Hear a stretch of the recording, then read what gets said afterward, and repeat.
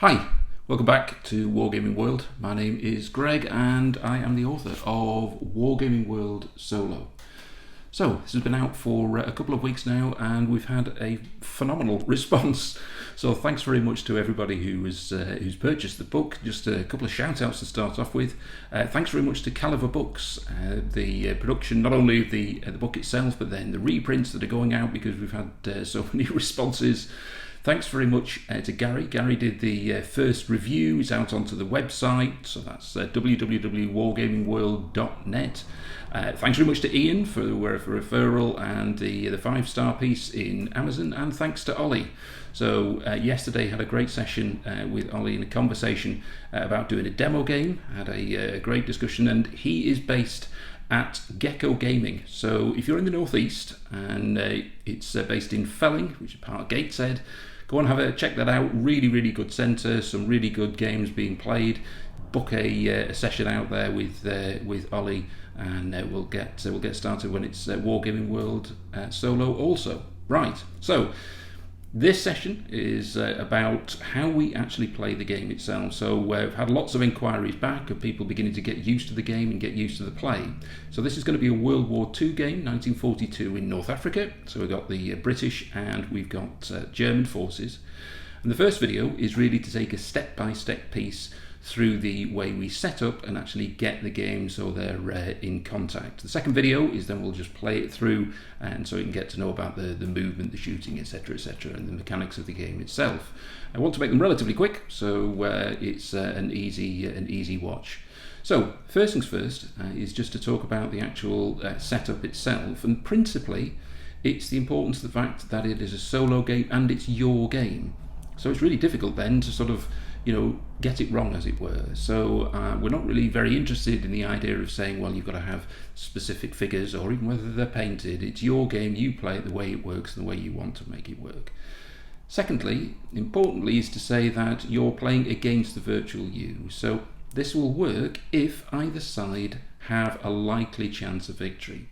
So working with that key principle, it's yours to play. Just make sure the enjoyment of that is to make sure the construction of the game is where both sides can win. Let's have a look about how we go about it and how would it work in this particular game.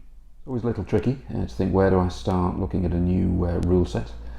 My recommendation, about the acknowledgements that I've got there for other rules, I would just go to the golden rules. And I mentioned earlier on this idea, it's your game, and importantly focusing on the fact that let's make sure that both sides can be successful. The rule set does have sort of 10 simple steps to get you introduced into the game itself, so you can check those out.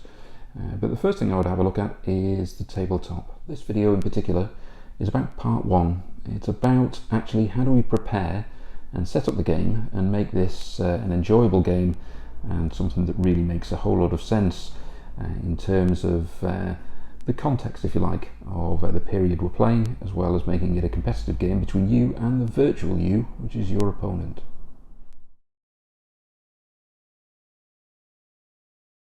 Okay, we'll go left to right on the table. It's 8 foot by 3 foot. You'll notice there we've got the river, and we've got a boat next to it with potentially an agent can escape as part of the game setup, and I'll talk about that in a little bit more detail. We've got a station, and we've then got a market area, number of different buildings, and then as we scroll further over to the right hand side you can see how the track then rolls further out, and some other buildings up here. Now there are lots of different ways in which we could set up the game, lots of different focal points, lots of different scenarios you could set up.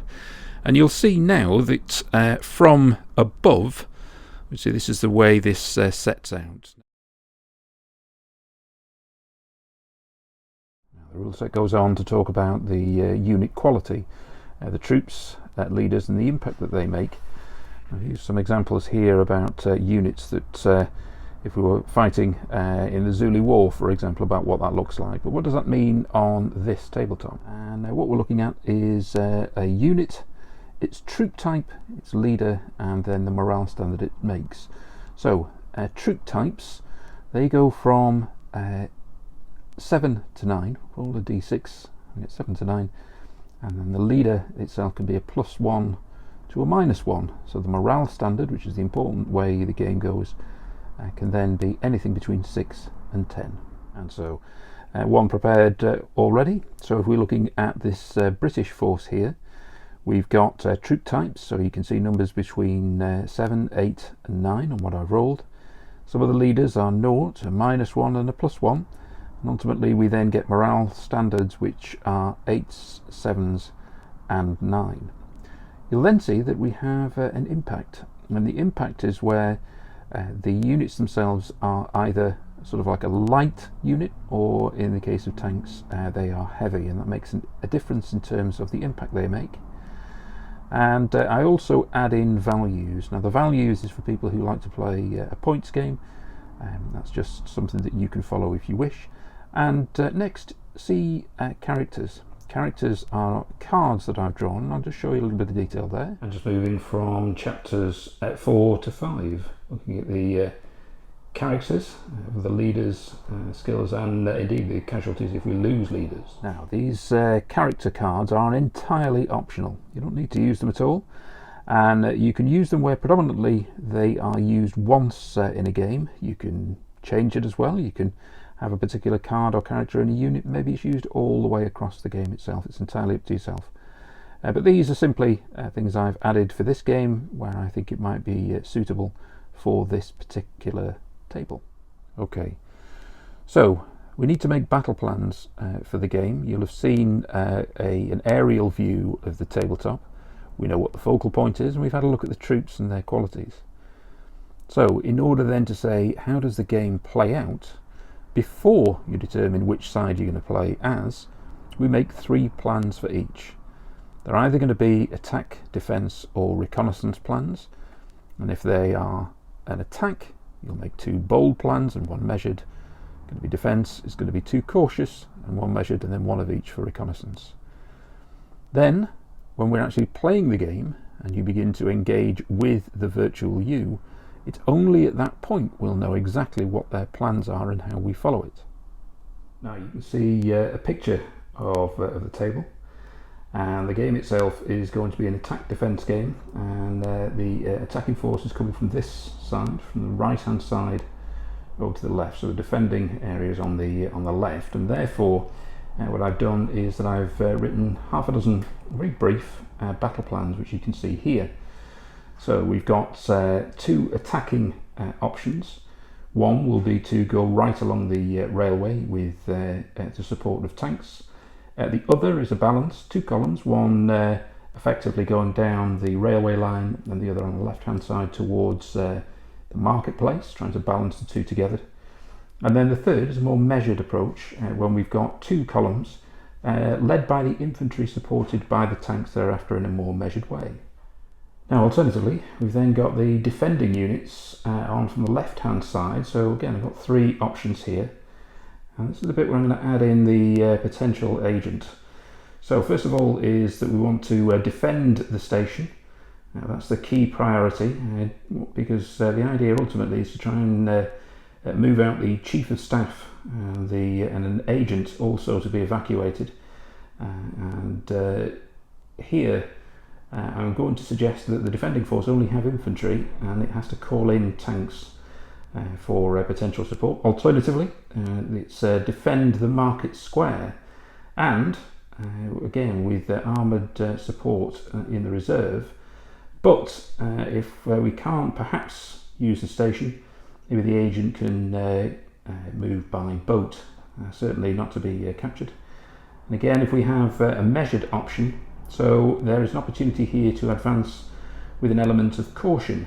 So what you need to do ultimately is to determine which side I'm going to be on, and also which of these 6 battle plans are going to be appropriate for either side. Right, okay, so with the plans in place, we've come right to the point where I need to determine which side I'm on, whether I'm attacking and defending. So let's have a look at that. So I'm going to say 1, 2, 3, I am Germans, and yep, that's right. And are we attacking or defending? 1, 2, 3, we are defending. No, we're attacking. So It's the defending virtual U British forces and the attacking Germans. Now, one thing I need to mention is that I did 2 army lists, one for the British and one for the German. I did 11 units for each. I thought I'd give myself an option in terms of losing units. So I'm going to lose one of the German units. So I'm going to lose the first squad of 2nd Platoon, which is a low level in terms of its morale standard, and because the British is now going to be the defending force, I need to get rid of 3 of these units. I can't get rid of the platoon HQ.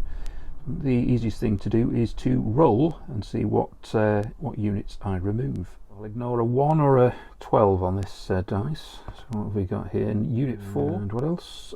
Unit 6. Yeah, I've got 11, so I'll have to lose another 8. Alright, so the British force in the end ends up with 2 platoons with 2 sections, a machine gun team. We've lost the mortar, and we've got a platoon HQ, but we've also got 2 Matildas. Now, the other thing I need to determine is which of the 3 battle plans for my German force. So these are the 3. Logical. With the roll, what do we have? 2, so it's the first one. So it's going to be the first plan. So fundamentally, my plan here is to advance directly along the railway line. Now, we don't roll as yet in for the defending British force. We'll have to find that. But this is going to be my line of attack along here. So I can now set up my German forces.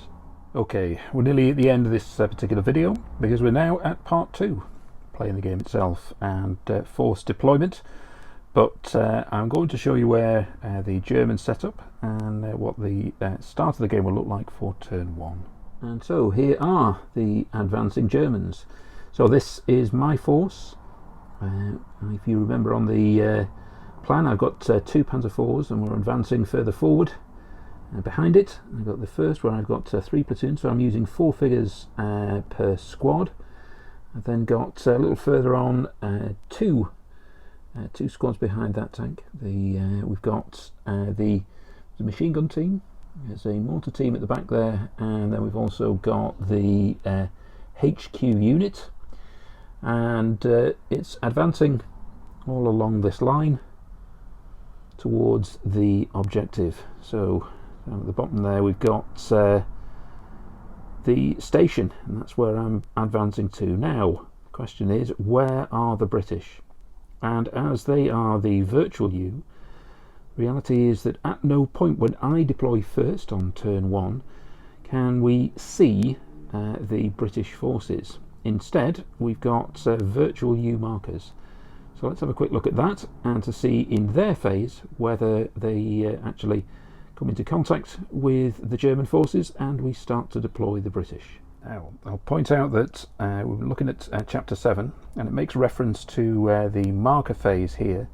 Chapters 8, 9 look back at the units, so it's talking about the first phase of a game, which will always be the solo player. So you'll need to turn to chapter 12 to look at the marker phase itself and what that actually looks like first of all. Now, I need to use 3 markers, so I'm going to use 3 figures, and the area I need to cover is the baseline, and the river is going to be the baseline, but covering only the length of the focal point, not the entire length of the table. So I'll just put those out for a moment. Now, I'm essentially going to say that the baseline is 12 inches long, so you need to separate it into 3 4-inch sections, and I need to roll about where those 3 units will go into. Or where will the 2 cautious units go? So I've separated into 3 pieces, so area 1, same ones, so it'll have to be so that'll be area 3 effectively here and here, and they then go 2d6 further forward, 10 inches, 8 inches, and this is where those 2 figures go. And I need to roll and see where the measured unit will be. 3 base positions. This one is going to be similar to the one that went 8 inches. 3d6 has to be in front of the cautious units, and so it will be, it's 13 inches where the 3rd marker is. So these 3 markers are ultimately going to indicate whereabouts the British force is. Now remember, that's going to be quite a large force in itself, so undoubtedly it's going to be in this particular area. That doesn't necessarily mean it's going to be its battle plan, because if you remember, one of the plans itself was to cover this area, but I need to determine that once that force has been identified. To be identified, they've got to be in line of sight, and they aren't as yet. So for the game, this is where the first turn would finish, and that is going to be where this video finishes. Okay, so where have we got to? The end of turn 1, we'll see that my German forces are advancing. I'm really clear in terms of what I need to do, so I've got to advance down this line, down the railway track, and to take the objective, which is at the end here. I've taken the roof off because it's likely I'm going to put figures in there. We've got the virtual U. It is 3 markers at the moment. I can't see them, and we don't know what their battle plan is. There are 2 units, which could mean a very cautious approach. One is more measured, which could see a counterattack based on what they've got with their battle plan. Again, we won't see it until we identify the units. Naturally, these figures, the British force, are going to be over a more spreaded area than simply around the station. But again, it depends on exactly what we're looking to try and do in terms of its objective. I'll set up the British forces in a way that I think is sensible, because naturally if we're going to have a defensive position, then I'll need to set it up in a way which I think it would be logical. That's not set in the rule set. It's my game. It's a solo game, so I'll do what I think is the most sensible thing to do to make sure that I can follow what is a key principle, that both forces have an equal chance of success.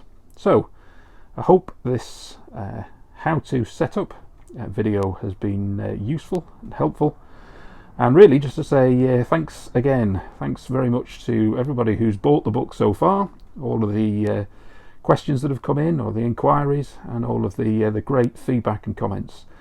I'll put a second video out, see how this game actually plays, and just to say thanks once again for enjoying Wargaming World and the new launch of Wargaming World Solo.